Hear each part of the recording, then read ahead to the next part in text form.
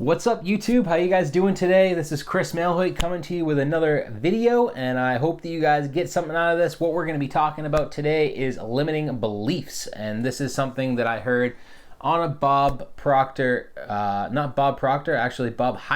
video today. If you don't know either of those guys, Bob Heilig is an incredible network marketing trainer. Bob Proctor is probably the king of getting over your limiting beliefs, so I'm not surprised that I mixed those names up. He's the guy from The Secret, if you guys had seen that. But this is from Bob Heilig.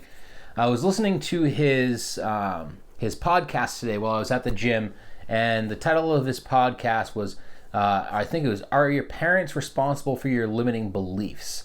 And I was like, all right, let's check this out, because that is one thing I know is limiting beliefs are probably one of the major things that are holding people back in their network marketing business, and really any business and in life in general, is those limiting beliefs that you're kind of ingrained with since you were a little child.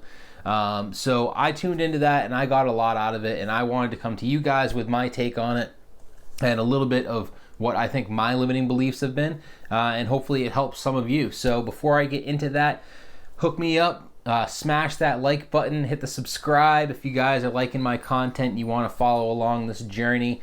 I'm going to be doing more stuff from the house, but also, like I said in the last video, I'm going to be getting out on the road and traveling and getting out of my comfort zone and moving around the country a little bit more in the next few months. I got a plan in place to get on top of that and to get out of this neck of the woods up in New Hampshire, go live a little bit, because I am sick of being locked down. I don't know about you guys. So the limiting beliefs, let's jump right into this, all right? What is it? First of all, limiting beliefs are something that you've heard, something that have been kind of subconsciously ingrained into you, normally not on purpose, that are kind of making you hold yourself back from your true potential. Now, what is your true potential? Honestly, in my opinion, you can achieve as much as you want to achieve, as much as you desire to achieve, and you're willing to work towards to go get. Obviously, the different levels of achievement are going to require different levels of production. You're not going to go out and be Elon Musk if you don't do Elon Musk type work and have Elon Musk work ethic. But I believe that anybody in network marketing can have success and find results, at least to get them to the mid-ranks of their company and start to enjoy a lifestyle. That's really what this is about. It's not about being a millionaire or being super rich. Obviously, that would be really nice, but it's about getting to the point where you have a lifestyle that you can be really proud of and that you can live some of the things that most other people aren't able to. Why wait until you're 60, 70 years old to retire when you can get it done in your 30s, 40s, or 50s maybe, and just get that out of the way and have a passive income that you can enjoy, right? So what is the problem that's holding a lot of people back? It's those limiting beliefs. It's something that happened in your childhood that made you think in your head that you weren't worthy. So to give you guys a little example to help clarify this maybe a little bit for you, my limiting belief that I've identified for myself, and this is to the best of my knowledge, I'm not a psychiatrist and I haven't seen one recently, so hopefully this helps you, but I'm going to take you back to high school. Probably we can even go back a little bit more to junior high. So in junior high, I got my first F in 7th grade, and it was a real heartbreaker for me. I was never the best student. It came from a lack of motivation, I think, a lack of ambition to get good grades, but also it was a little bit tougher for me too, which isn't an excuse. I just feel like some of the kids didn't have to study quite as hard as me and got a little bit better grades, and I just kind of threw in the towel on that. I was happy with C's and getting by in school. And my first F came in junior high in my English class. We all had to do, it was like the first time that we had sort of a term paper. It was this one big paper to finish off the semester. And I did my paper as hard as it was. I was actually really proud that I actually stepped up and did the paper, because I wasn't even going to do it at all. I was just going to say, whatever, I'll just take a failing grade for this class and move on. But I did it. And I did my presentation. You had to go get up in front of the room and do a presentation. And that was what I was the most proud of, is doing this presentation in front of the class. It was the first time, besides being in chorus, it was the first time that I was able to get in front of the room and present to people. And it really felt good. It felt like something that it felt right to me. And this is way back in 7th grade. But my teacher, nobody liked this teacher. We actually had a petition going around in junior high to get her fired. She failed me because she lost my paper and said that I never turned one in.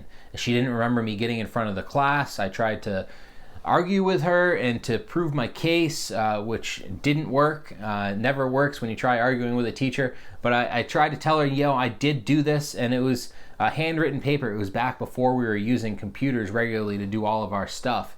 And you know what? That was my first F, and that was kind of what broke the ice, I guess I would say, as to getting a bad grade. So transfer that over into high school, 9th grade, 10th grade, 11th grade.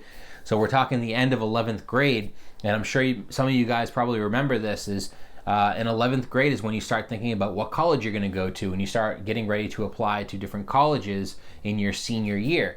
And everybody gets called down to the guidance counselor, who is going to guide you through this process of picking out a college that is reasonable for you, and going through the application process and helping you with these different things, right? And that's the big thing when you're in high school, is what college are you going to go to? What are you going to be when you grow up? I didn't know what I was going to be when I grew up, but I knew that everybody else was going to college, and I didn't want to be the one guy who wasn't going to college. So I go down to my guidance counselor when it's my turn, and I'm sitting in this office, and I'm like, all right, there's a couple of colleges that my friends that are applying to that played lacrosse. I played lacrosse, and I was going to try to go to those colleges with them. And he looked me dead in the eye. I don't even remember this guy's name, but I remember this to this day, over 20 years later. And he said to me, Chris, you're not going to college. Your grades in high school have been horrific.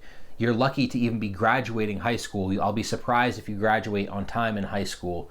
You need to pick a trade, and you need to move on with your life. You need to let this go. And I was crushed, not because so much that he said that I wasn't going to go to college, but he was basically telling me that I was going to be worthless. In my opinion, that's what was coming through in my perception of what he was saying to me, is that I was going to be worthless because of my grades in high school. I was going to amount to nothing. The rest of my entire life was basically going to be crap, because I didn't try hard enough in high school. And that's what this guy was basically relaying to me with his tone and his message and his words. And that really stung. It hurt me. And I actually had a kind of a chip on my shoulder ever since then. And it took me about 6 years, and I actually got myself into college. I did the long way. I started off working. I started bartending. I went through bartending for a while. I had a mentor, one of the guys I was bartending with, who was a lawyer or going to law school at the time. And he started talking to me about getting into college and giving me the confidence that I could do it. And I went to the local community college and signed up for classes. I signed up for financial aid, and I started taking classes. And that was a big achievement for me. And that was really a limiting belief that I was starting to overcome. But I actually never ended up graduating college. I went to college part-time because, just like in high school, I wasn't the best student. I didn't like to get my work done on time.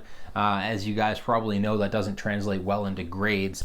And what ended up happening was I ran out of financial aid and just decided, you know what, I could have gone private for financial aid for the rest of my schooling. I had about a year left. But I said, you know what, I'm all set. At that point, I had already started my network marketing business. I had already decided through other experiences that I was going to be an entrepreneur, and I didn't need college. I was going to school for accounting and finance. I'd already learned a lot. I'd made some connections with some mentors, some people that were helping to coach me, and I decided, you know what, I'm not going to use this degree for anything, so why am I going to go spend another $15,000, $20,000 on classes for the year and a half I had left of school just for a degree that was going to hang up on my wall behind me and I wasn't even going to use. Maybe my grandparents would have liked it a little bit more if I had finished my schooling, but for me personally, I had gotten what I needed out of it, and that was good enough for me. So a big limiting belief for me was that feeling of being told that I wasn't good enough. And that was something that really hung with me for a long time, and I feel like still does hang with me for a little while. And I think the best thing I can do to overcome that, and this also going for you guys too if you're watching this, the best thing that you can do to overcome that a little bit is to go and to prove some people wrong, to say I am good enough, to spend some time meditating on some of the things that you do want to achieve.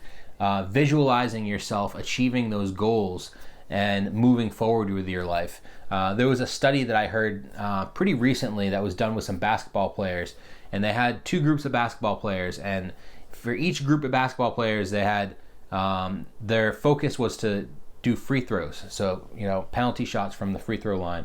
And there was one group of basketball players where They practiced for 2 hours a day shooting free throws, shooting free throws, shooting free throws. There was a second group of basketball players that practiced shooting free throws for like a half an hour a day, but they spent an hour visualizing themselves shooting free throws and visualizing themselves getting those baskets in. And I'll tell you, the group that ended up succeeding and having the highest improvement in their shooting percentages was the group that spent the time visualizing their success. So with that being said, visualize your success. Don't listen to the haters. Get over those limiting beliefs because it's not serving you. It's time. I'm giving you permission. You can let those go. Dig a hole in the backyard. Get rid of them. Leave them back there. You don't need those anymore. Visualize yourself achieving the results that you want to achieve in life and just go and let it happen. Let it be natural. Let it happen and let yourself be abundant. And enjoy the abundance. So thank you guys for tuning in today. I really appreciate it. My name is Chris Melhoit, and I hope you guys have a great day. Take care. Peace. I'm out.